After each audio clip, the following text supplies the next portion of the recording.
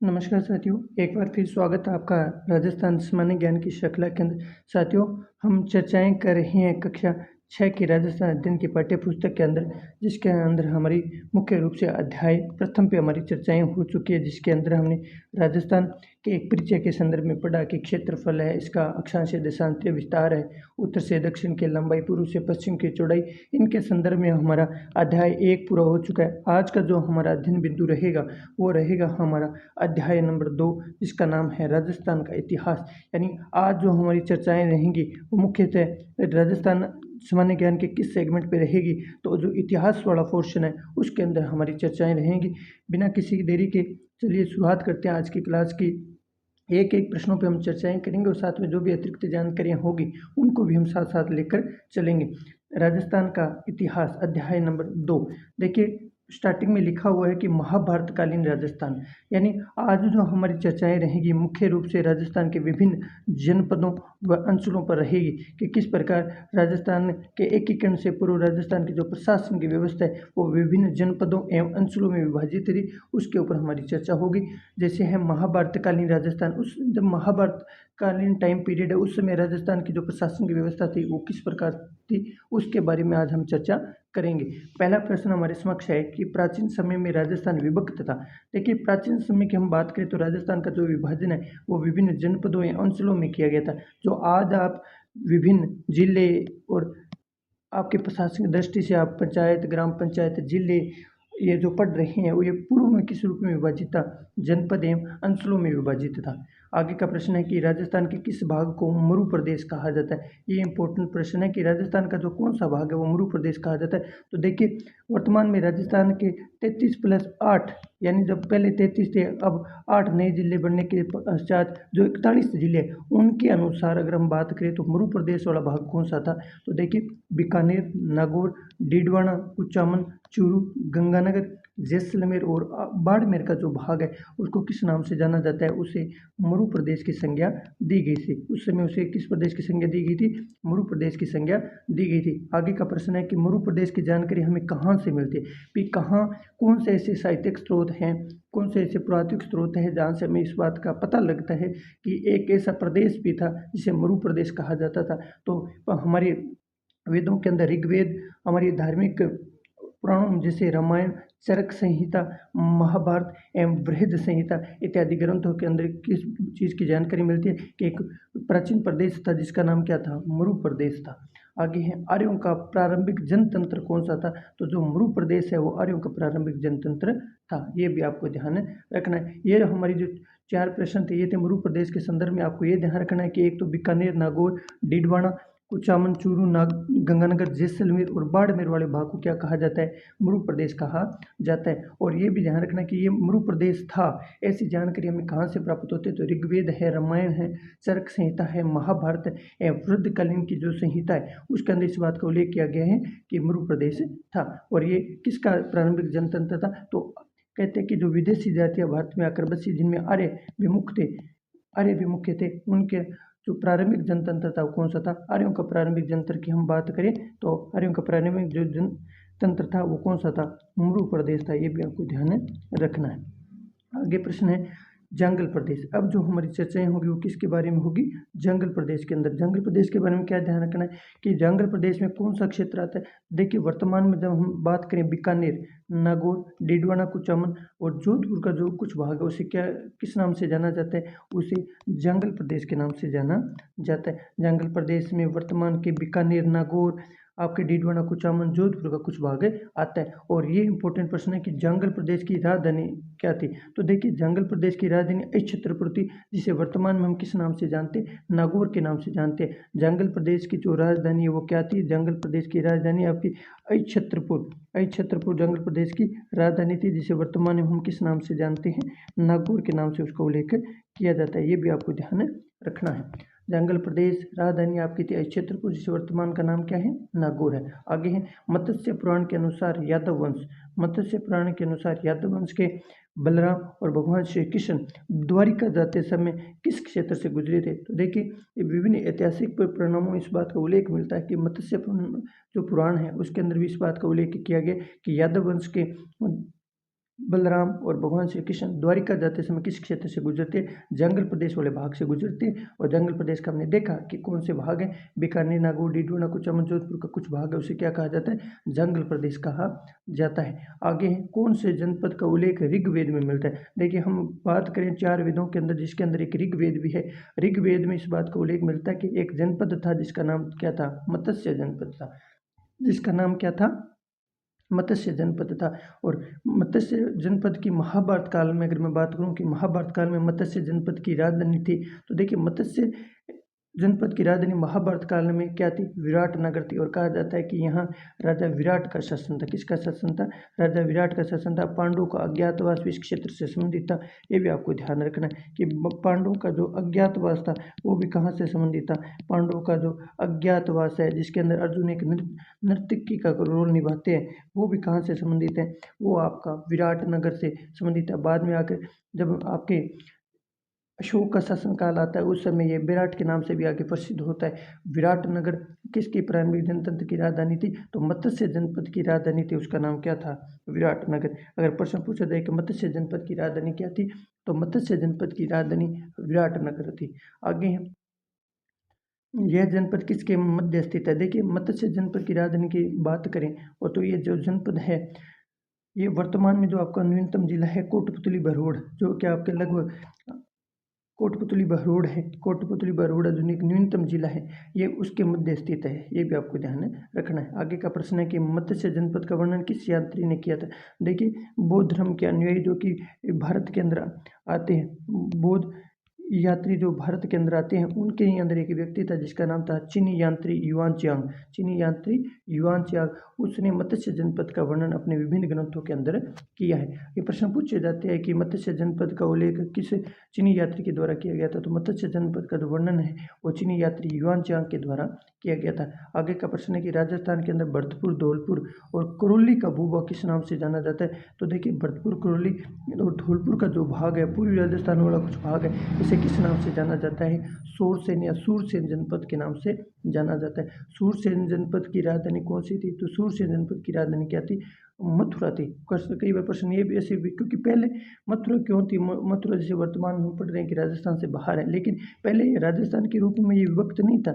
ये भी हमें पता है कि ये पहले एकीकरण के पश्चात ये क्षेत्र है, ये राजस्थान बनता है। उससे पहले मरु प्रदेश है, आपके राजपूताना नाम से उल्लेखित था। तो सूरसेन जनपद की राजधानी कौन सी थी? मथुरा थी।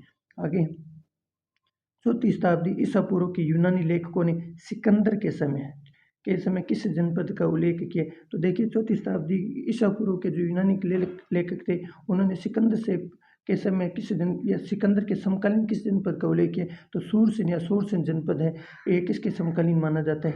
सिकंदर के माना जाता है। विश्व विजेता सिकंदर के समकालीन माना जाता है। ये भी आपको ध्यान रखना है। आगे, कौन सी प्रशस्ति? देखिए, प्रशस्ति से तात्पर्य क्या है? विभिन्न राजा महाराजाओं के द्वारा जो भी अपनी प्रशंसा के अंदर जो भी अभिलेख लिखवाए जाते थे, उन्हें क्या कहा जाता है? प्रशस्ति कहा जाता है। प्रशस्ति कहा जाता है। तो कौन सी प्रशस्ति के अंदर सूरसेन नामक राजवंश की जानकारी मिलती है? तो बयाना प्रशस्ति, जो कि कहाँ से निकलती है? भरतपुर से निकलती है। बयाना प्रशस्ति जो कहाँ है?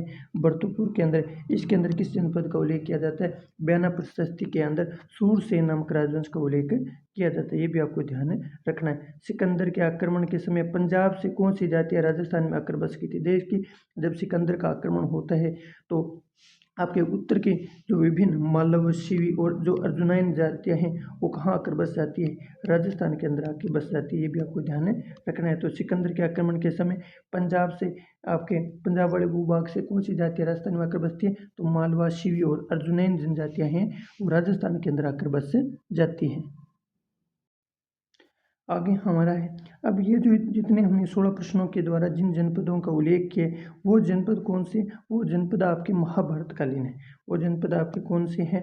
महाभारतकालीन जनपद थे। वो कौन से जनपद थे? महाभारतकालीन जनपद। तो एक बार हम थोड़ी सी उस पर वापस रीडिंग मारते कि हमने महाभारतकालीन जनपदों में कौन कौन सी चर्चा करी। देखिए, सर्वप्रथम हमारी चर्चाएँ हम मरु प्रदेश पे करते हैं। मरु प्रदेश पढ़ने के पश्चात हमने जंगल प्रदेश भी देखा। हमने जंगल प्रदेश पे भी चर्चा करी कि कौन सी भूभाग को जंगल प्रदेश कहा जाता है। इसके अलावा जो हमारा मत्स्य जनपद है, मत्स्य जनपद है, इसका भी हमने महाभारत काल में उल्लेख किया। उसके अलावा हमारा सूरसेन जनपद है, उसका भी हमने वर्णन किया है। तो एक एक प्रश्नों पे हमारी चर्चाएं रही जो कि महत्वपूर्ण जनपदों से है, जिसके अंदर हमारी शुरुआती जो चर्चाएं रही है वो किससे संबंधित थी। जो शुरुआती चर्चाएं हमारी है वो मरु प्रदेश है। मरु प्रदेश के पश्चात जो हमारी चर्चाएं हुई थी वो जंगल प्रदेश के संदर्भ में हमने पढ़ा। जंगल प्रदेश के पश्चात मत्स्य पुराण के अंदर जो हमारी चर्चाएं हुई यादव वंश के संदर्भ में, फिर हमने पढ़ा मत्स्य जनपद और मत्स्य जनपद के बाद किसका उल्लेख किया जाता है।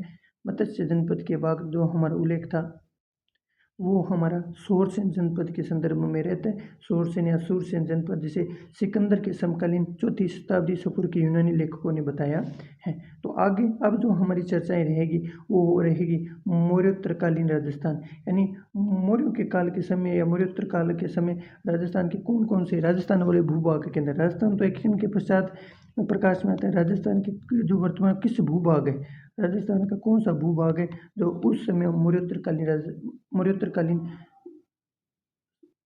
समय में था।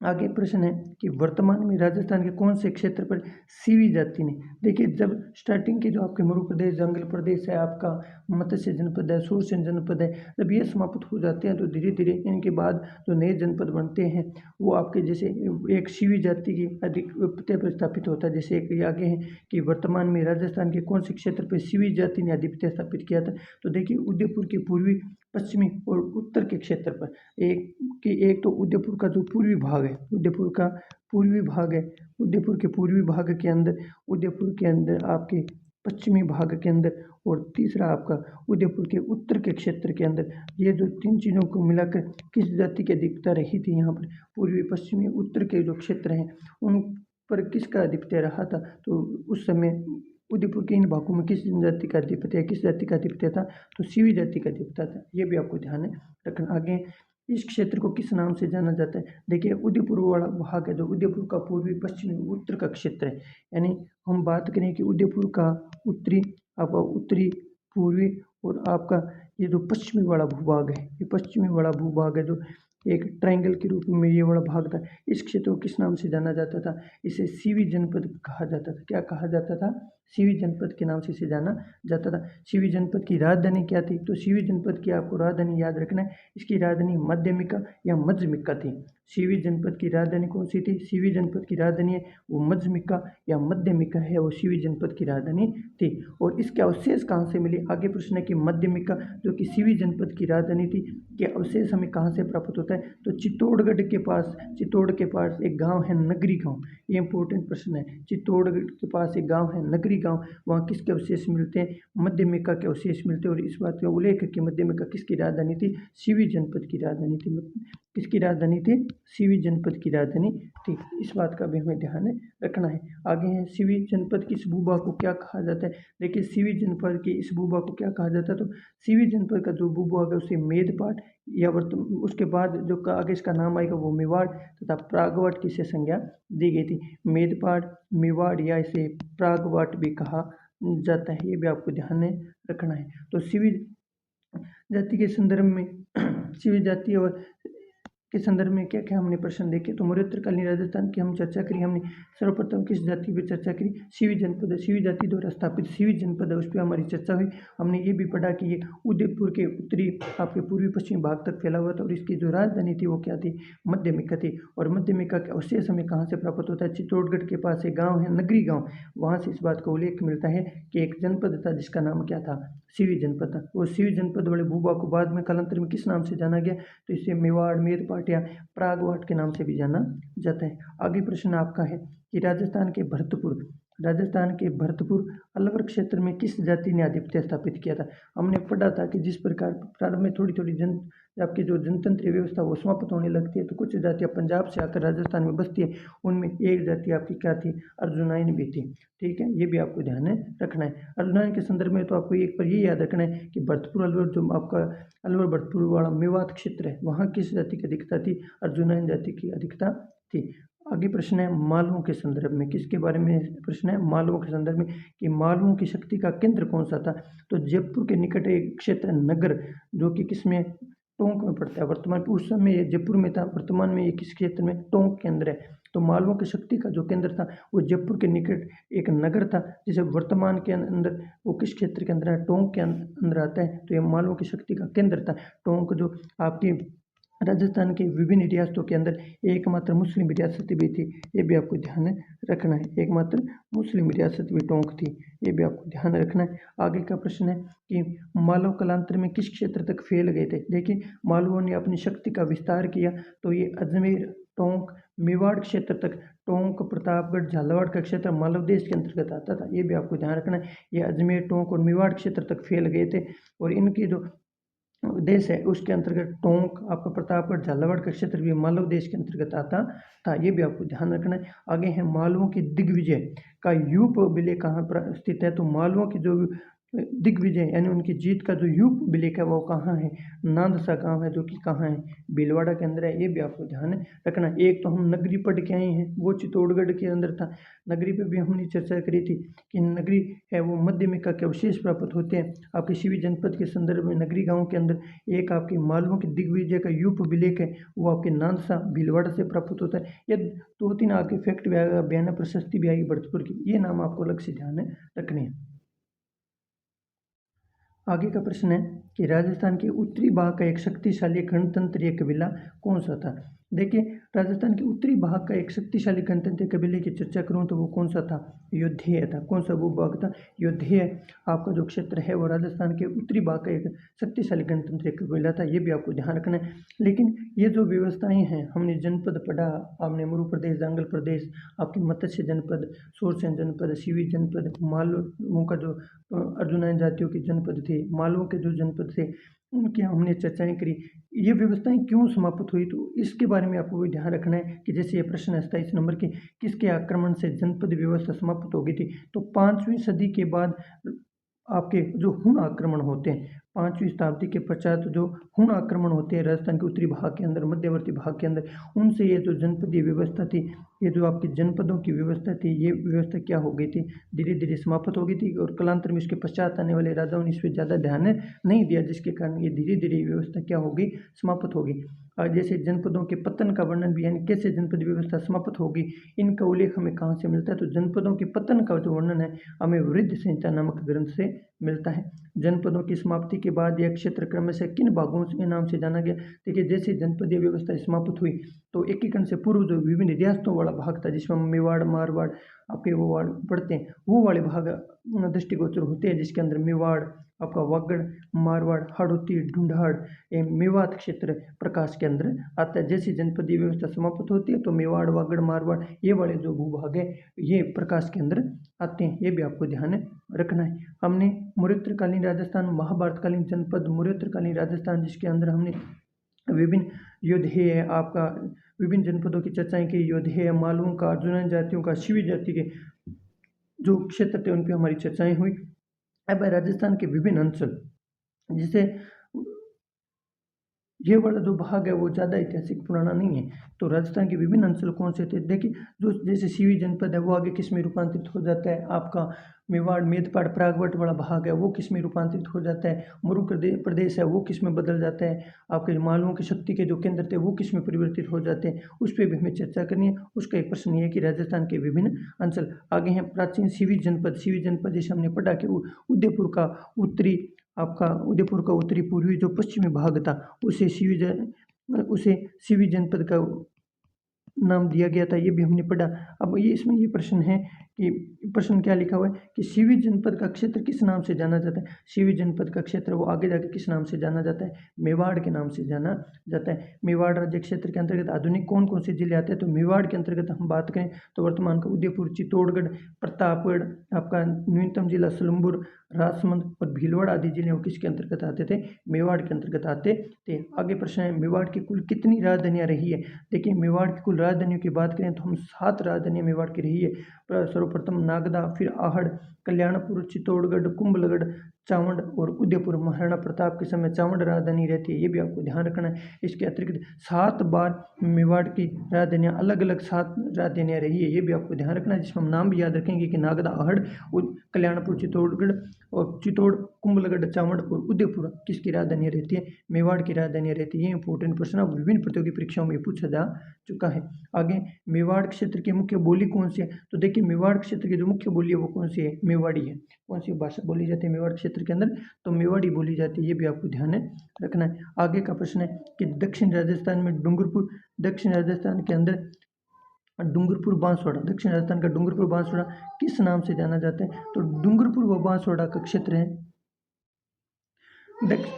दक्षिण राजस्थान का जो डूंगरपुर और बांसवाड़ा वाला क्षेत्र है, ये आपको ध्यान रखना है कि दक्षिण राजस्थान का जो डूंगरपुर बांसवाड़ा किस नाम से जाना जाता है? तो इसे वागड़ या वागवर प्रदेश भी कहा जाता है। वागड़ या वागवर प्रदेश भी कहा जाता है। और यहाँ मुख्य जो बोली बोली जाती है वो कौन सी है? वागड़ी भाषा बोली जाती है। बागड़ी नहीं है, वागड़ी भाषा है। ये भी आपको ध्यान में रखना है।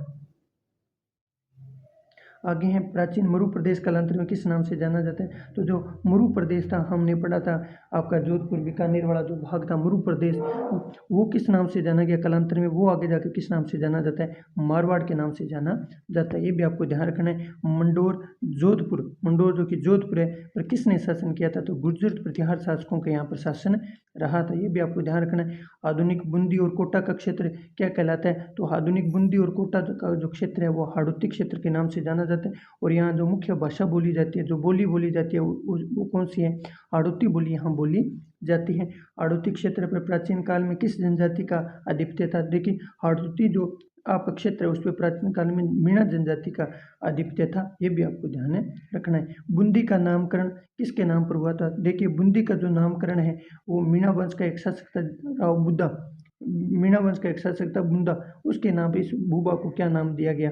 बूंदी नाम दिया गया। ये भी आपको ध्यान में रखना है। उसके नाम पे इसे क्या नाम दिया गया था? बूंदी नाम दिया गया था।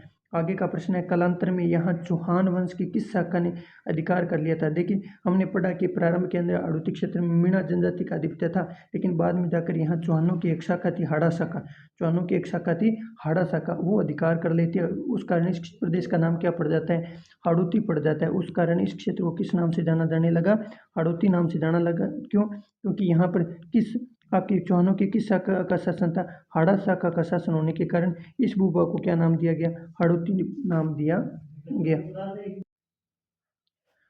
आगे प्रश्न है कि जयपुर के आसपास का क्षेत्र किस नाम से जाना जाता है? तो देखिए, जयपुर के आसपास का जो क्षेत्र है वो ढूंढाड़ के नाम से जाना जाता है। ये भी आपको ध्यान में रखना है। ढूंढाड़, जहाँ की मुख्य बोली कौन सी थी? ढूंढाड़ी भाषा यहाँ बोली जाती है। जयपुर का जो आसपास वाला भाग है जहाँ पर आपके आगे जाके कछुआ राजपूतों का शासन होगा, वो क्षेत्र किस नाम से जाना जाता है? तो ढूंढाड़ के नाम से उसे जाना जाता है। और बोली यहाँ कौन सी है? ढूंढाड़ी बोली यहाँ बोली जाती है। ये भी आपको ध्यान में रखना है। आगे प्रश्न है कि 12वीं सदी में कछुआ राजपूत ने किस जनजाति को परास्त करके इन्हें हराकर यहाँ अपने राजवंश की नींव डाली थी? हमने पढ़ा कि यहाँ मीणा और बड़ गुजरों का शासन था, उनको हराकर यहाँ पर किसका शासन स्थापित किया जाता है? कछुआ राजपूतों का शासन यहाँ स्थापित किया जाता है। कछुआ राजपूतों की एक शाखा है, वो यहाँ पर अपना आधिपत्य स्थापित करेगी। आगे प्रश्न है, अलवर भरतपुर का क्षेत्र किस नाम से जाना जाता है? तो अलवर भरतपुर वाले क्षेत्र को किस नाम से जाना जाता है? मेवात के नाम से जाना जाता है। मेव जाति का अधिकता के कारण इस भूभाग को क्या नाम दिया गया? मेवात नाम दिया गया। आगे प्रश्न भी है कि मेवात क्षेत्र में किस जनजाति का आधिपत्य था? तो मेवात क्षेत्र पर बात करें हम तो मेव जाति का आधिपत्य था। ये भी आपको ध्यान में रखना है। मेवातियों का प्रसिद्ध सेना नायक कौन था? तो देखिए, मेवातियों का प्रसिद्ध सेना नायक की मैं बात करूँ तो हसन खां मेवाती, मेवातियों का जो प्रसिद्ध सेना नायक था वो हसन खां मेवाती था। इनके बारे में हमें एक और भी ध्यान रखनी है कि राणा सांगा व खानवा युद्ध के अंदर भी ध्यान रखना है कि खानवा युद्ध के अंदर जिसके अंदर एक तरफ आपके राणा सांगा और दूसरी तरफ आपका बब्बर युद्ध के अंदर आता है, उस युद्ध के अंदर ये किसके साथ देते हैं? ये राणा सांगा का साथ देते हैं और वीर गति को प्राप्त करते हैं। ये भी आपको याद रखना है कि खानवा का युद्ध जो कि 1527 के अंदर होता है, इस युद्ध के अंदर 1527 में होता है। इस युद्ध के अंदर हसन खां मेवाती किसका साथ देते हैं? तो राणा सांगा का साथ देते हैं। ये भी आपको ध्यान रखना है। तो मेवातियों का जो प्रसिद्ध सेना नायक है हसन खां मेवाती, उसको एक अलग चीज़ में क्यों ध्यान रखना है? क्योंकि ये राणा सांगा का खानवा के युद्ध के अंदर बब्बर के विरुद्ध साथ देते हैं और अपनी जीवन लीला आपके राणा सांगा के लिए समाप्त कर लेते हैं, यानी युद्ध के अंदर वीर गति को प्राप्त होते हैं। ये भी आपको ध्यान में रखना है। आगे अब ये जो उस राजस्थान अध्ययन के अध्याय 2 के अंदर जो कुछ जनपद एवं अंचलों के संदर्भ में विशिष्ट सामान्य जानकारियाँ दी हुई थी, वे हमने एक एक चर्चाएँ करी। अब पाठ के अंतिम के अंदर शॉर्ट रूप से क्षेत्रों के क्या क्या नाम है, उनके भी प्रश्न दिए हुए हैं, उन पे हम चर्चाएं करते हैं। और ये एक इसके अंदर कोटपुतली बरूड का क्षेत्र आएगा, वो पहले किताबों में नहीं था, ये महत्वपूर्ण है, ये भी आपको ध्यान में रखना है। आगे राजस्थान के अन्य क्षेत्रों के नाम, राजस्थान के अन्य क्षेत्रों के नाम, जैसे पहला है जैसलमेर को क्या कहा जाता है, तो जैसलमेर वाले भूभागों को क्या कहा जाता है, मांड या वल कहा जाता है। जैसलमेर वाले भूभाग को क्या कहा जाता है, मांड या वल कहा जाता है। दूसरा आपका प्रश्न है कि जोधपुर का दक्षिण भाग, जोधपुर का दक्षिण भाग हमने पढ़ा था कि मंडोर जोधपुर गुर्जर प्रतिहारों का शासन था, तो जोधपुर का जो दक्षिण भाग है वो किस नाम से जाना जाता है, गुजरातरा के नाम से जाना जाता है। किस नाम से जाना जाता है, गुजरातरा के नाम से जाना जाता है। आगे तीसरा आपका है कि प्रतापगढ़ को क्या कहा जाता है, प्रतापगढ़ वाला जो भूभाग है उसे किस नाम से जाना जाता है, कंठल के नाम से जाना जाता है। आपको ये भी याद रखना है कि बागड़ तथा कंठल की गंगा माही नदी है, तो इस भूभाग की प्रमुख नदी थी, ये भी आपको ध्यान है, इस भूभाग की प्रमुख नदी है, ये भी आपको ध्यान है रखना है। आगे झालावाड़ क्षेत्र को किस नाम से जाना जाता है, तो झालावाड़ वाला जो क्षेत्र है उसको किस नाम से जाना जाता है, मालवा के नाम से जाना जाता है, मालवा क्षेत्र के नाम से उसे जाना जाता है। आगे प्रश्न आपका है कि चूरू सीकर झुंझुनू, चूरू सीकर आपका झुंझुनू वाला क्षेत्र है, उसे किस नाम से जाना जाता है, उसे शेखावाटी के नाम से जाना जाता है। चूरू सीकर झुंझुनू वाला भूभाग है उसे शेखावाटी के नाम से जाना जाता है। यहाँ पे राव शेखा का शासन होने के कारण इस भूभाग का शेखावाटी नाम दिया गया था, ये भी आपको ध्यान रखना है। शेखा के नाम पर इस भूभाग को शेखावाटी नाम दिया गया था। और ये जो शेखा के नाम पर इस भूभाग को शेखावाटी नाम दिया गया था। और एक बात ये भी याद रखना है कि ये जो क्षेत्र है अपनी भित्ति चित्रण और शिल्प कला के लिए प्रसिद्ध है, ओपन आर्ट गैलरी भी कहा जाता है, इस भूभाग को ओपन आर्ट गैलरी भी कहा जाता है, ये भी आपको ध्यान रखना है। राजस्थान के ओपन आर्ट गैलरी वाला भूभाग कौन सा है, तो शेखावाटी वाला जो भाग है इसे ओपन आर्ट गैलरी भी कहा जाता है, ये भी आपको ध्यान रखना है। आगे हमारा है प्रश्न, चर्चा करते हैं हम कि चूरू सीकर झुंझुनू वाला भूभाग है उसे किस नाम से जाना गया, उसे शेखावाटी के नाम से जाना गया, राव शेखा का यहाँ शासन रहा।